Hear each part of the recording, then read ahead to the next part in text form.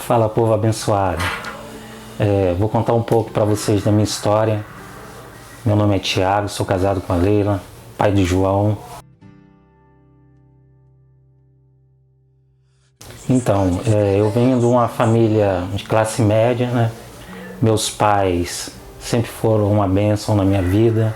A gente sempre morou junto com meus avós, né? A gente era muito família e eu me lembro que na minha infância a religião lá em casa era o espiritismo, né? Minha mãe ia no centro espírita, a gente chegou aí várias vezes no centro espírita junto com ela, e o meu avô era do Allan Kardec. E a gente cresceu assim nesse meio, né?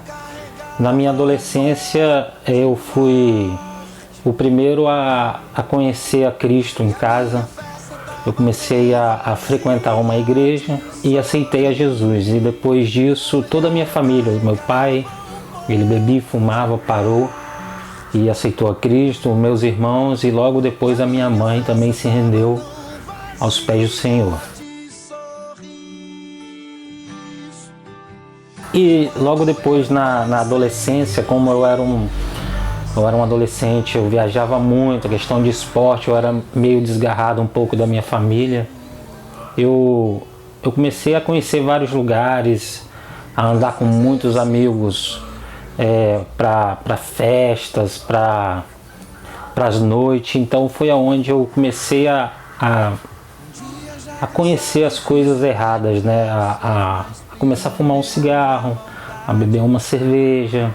Foi onde que eu comecei a usar droga também, ter curiosidade para experimentar a maconha, e logo depois isso foi virando uma bola de neve. Depois da maconha eu comecei a cheirar cocaína e depois eu fiquei viciado no crack. E aí foi o fundo do poço.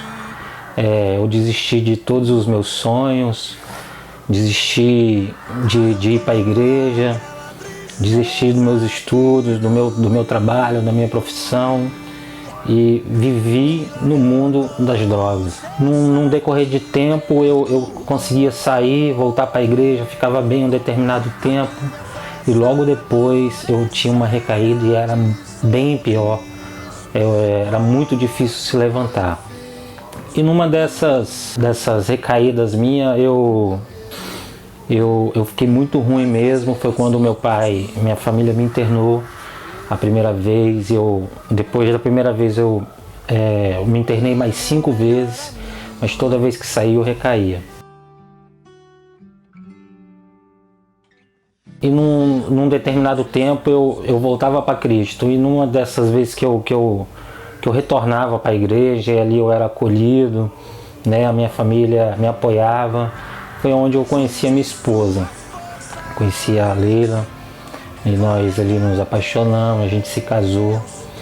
E aquele momento foi muito especial na minha vida, mas logo depois do casamento, com 3 meses da gente casado, eu tive uma recaída e foi muito ruim para nós. E depois de várias recaídas, depois de casado, ela decidiu vir embora, retornar para o Rio, e eu ali fiquei, né? E achando que tudo tinha se acabado na minha vida, foi onde eu me afundei demais nas drogas. Eu não queria saber mais de ir para casa, eu não queria saber mais da minha família, mais da minha mãe, mais dos meus irmãos. Então eu comecei a pedir dinheiro na rua para sustentar o vício. Eu não queria mais outra vida, porque para mim já tinha tudo se acabado. Em determinados momentos eu ia a usar droga, eu ia chorando com lágrimas nos olhos e falava: Deus, só o Senhor pode me tirar disso. Eu sei que um dia o Senhor vai me tirar disso. Por favor, Deus, me tira disso. E Deus, um dia Ele me resgatou. Eu estava trancado no quarto e eu falei sério com Deus: Deus, eu preciso ter um relacionamento contigo. Eu preciso que o Senhor mude a minha história. Eu não tenho mais força sozinho para sair das drogas. Toda a minha história está perdida. E eu preciso que o Senhor mude isso. E ele escutou o meu clamor. Ele preparou uma oportunidade da Leila está retornando lá para São Mateus, no Espírito Santo. Ela foi nessa época de férias para se divorciar, ela já tinha dado entrada no divórcio. E eu falei assim, olha, eu não vou aceitar porque eu creio que Deus pode mudar a nossa história. E ela não queria, e eu comecei a orar muito a Deus, e eu falava assim com Deus, Deus, por favor, Deus, me dá minha família de volta.